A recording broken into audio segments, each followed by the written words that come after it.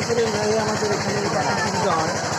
আমারও জন্মের আগ থেকে আমি জানি যে আমাদের এখানে বাসের সুবিধা হচ্ছে। এবারও ভালো সুন্দরভাবে পালিত হচ্ছে আমাদের বাসের সুবিধা, আগামীতেও হবে। আমাদের নেক্সট প্রজন্ম এই বাসের সুবিধা করবে। আমাদের ভালো দেখলাম। আমি ওই অন্নদানগর ইউনিয়ন থেকে 18 2 নং ওয়ার্ড থেকে আসছি। এটা মোটামুটি ভালো এখানে পূজা মানে দেখলাম, কোনো দ্বন্দ্ব কিছু নাই, খুব সুন্দরভাবে পুজো হচ্ছে।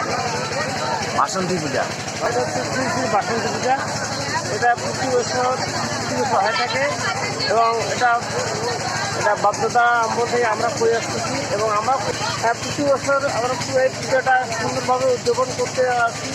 কিন্তু আমরা এই যাবত কোনো দুর্নীতি বা কোনো সন্ত্রাস বা এই ধরনের কোনো অভিযোগ আমরা পাইনি বা আমরা করতে দেব না।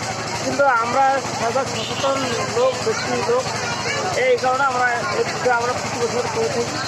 ভগবানরা কোনো পুজোর কোনো পুজো হয় নাই, পুজো সুন্দরভাবে চলছে এবং খুবই ভালো লাগছে। এবং মেলা আস্তে আস্তে মেলা লাগতেছে। আজকে নবমী পূজা হয়ে গেল, এখন রাত পরে কালকে দশমী বিসর্জন হবে। এই বিসর্জন দেওয়ার পরে